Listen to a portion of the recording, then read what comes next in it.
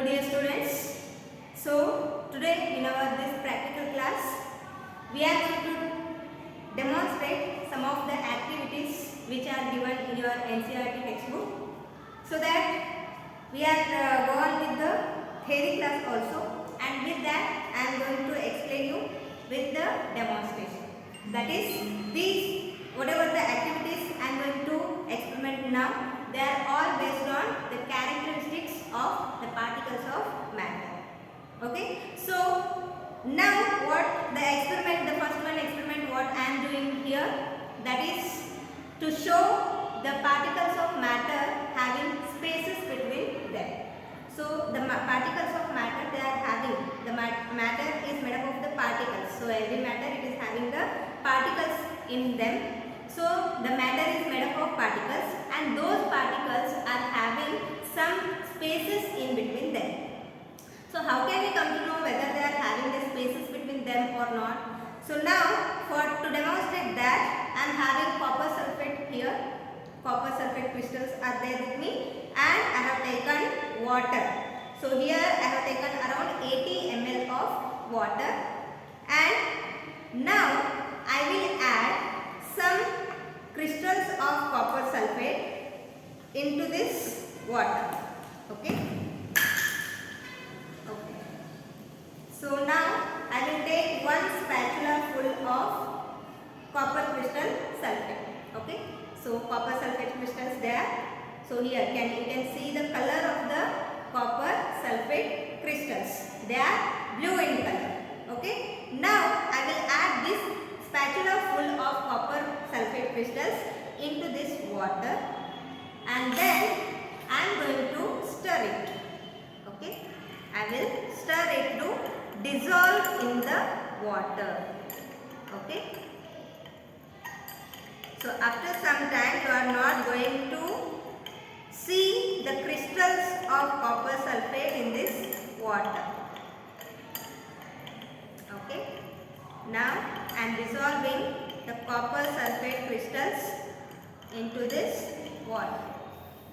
So you can see some slight changes in the color of the water. It has turned to blue. Why? Yes, because it is the color of the copper crystals. Copper crystals are having blue color, so that the water, the colorless water will turn to blue color. See, now I have dissolved all the crystals. Yes. So now, can you able to see any changes in the level of water? No.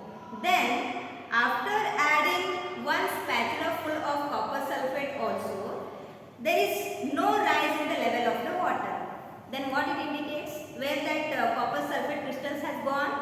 Yes, because the water molecules, these particles of water, they are having some spaces in between them.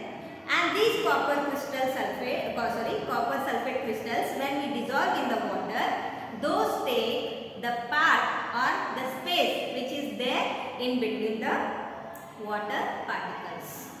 So that we can say, since the particles of matter having spaces between them, the other matter, whatever we taken, so that will be take part of that spaces.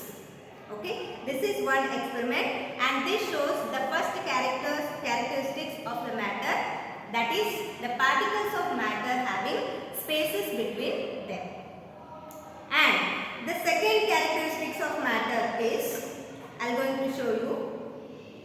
So the second character is particles of matter are continuously moving. Yes, for that I have incense stick here. Everybody know about this, and in your home you are having. Yes, no? So this is our incense stick, and if I smell it from here, no, I am not getting any smell. Yes, and if I take it near, and if I take the smell, yes, now little bit I am getting. And now see, I will unlit this incense stick. So what will happen if I unlit this incense stick? You just observe.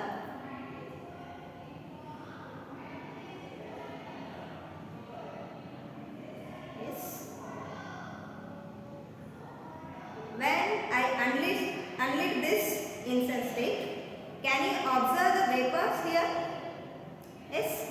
Is it visible, dear students? Yes. Where these vapors are moving? Yes, they are moving upwards and they are taking place in the air which is present in our surroundings. Yes, no? Yes, now I can get smell. Yes, even though when we are not unlit the incense stick, we are not getting that fragrance. But now when I unlit this, the fragrance is spread everywhere. It means what? The particles of matter are continuously moving.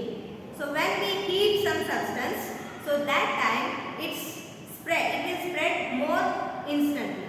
It means when we heat some objects, so particles starts moving faster than the usual. So now I will show you one more incense stick. It is not unlit. Okay. So if I want to check its fragrance, I go near with this incense stick. But when I unlit this fragrance will come till here. So what it indicates that particles of matter are continuously moving, and when it is moving, it will spread throughout in the atmosphere, and so I can get the fragrance. Even we can say for the perfume also. Yes, when we spray the perfume or when we spray the room fresheners and all, we will get that fragrance, or we can say the odor of that. Yes, because the particles are moving. The particles move continuously, so that we will get that fragrance. Okay, this is our one more experiment, that is to show the particles of matter are continuously moving.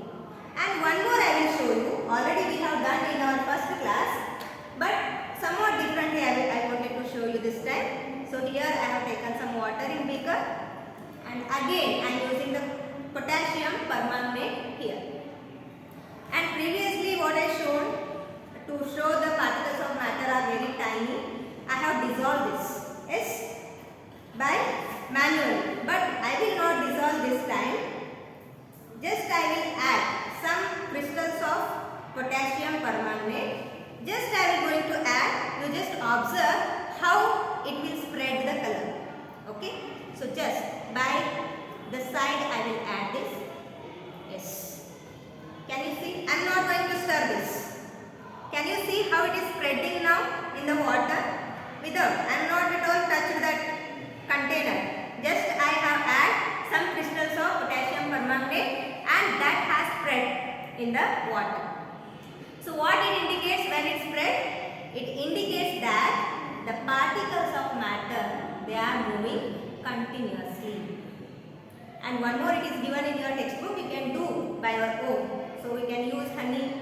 Okay, and you can use some of the other things, whatever it is given in your textbook, and you can do some practicals, you will come to know. Okay, and the next one, this is the second characteristics of matter, that is particles of matter are continuously moving. And then we can show one more practical, that is I will show the particles of matter having some force between them, or they are having the force of attract each other. We can say the particles of matter attract each other. Then how can we say that whether the particles of matter attract each other or not?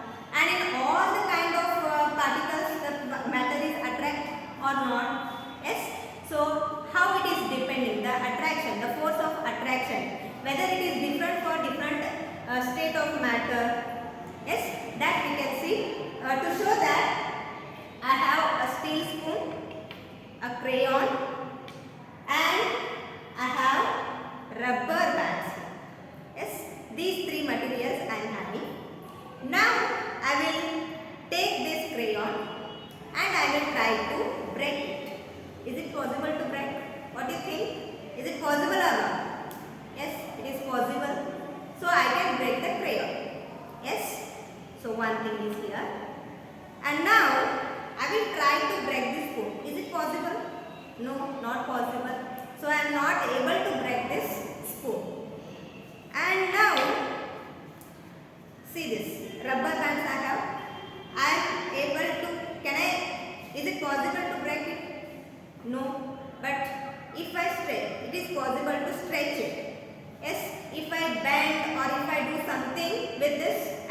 able to break this.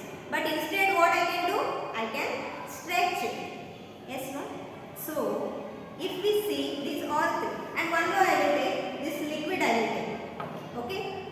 If I take some glass rod, and if I can move glass rod na in this water, yes, it means I can break.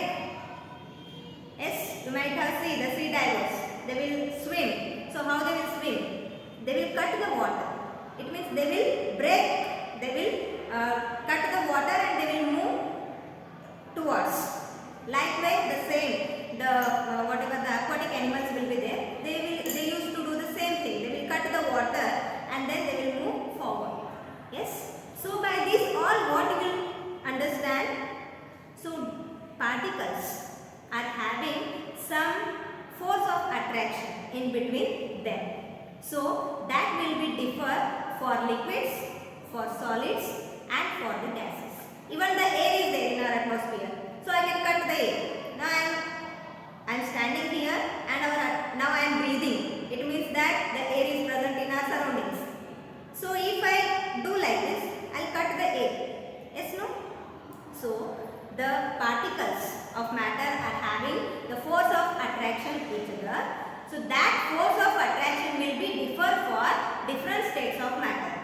It is different for air, it is different for water. It means it is different for gases, it is different for liquids and it is different for solids. Okay. So in solids also depending on their whatever I can say the arrangement of the molecules. So see, now I can break this crayon. Yes, but I cannot break this spoon. This is made with the metal.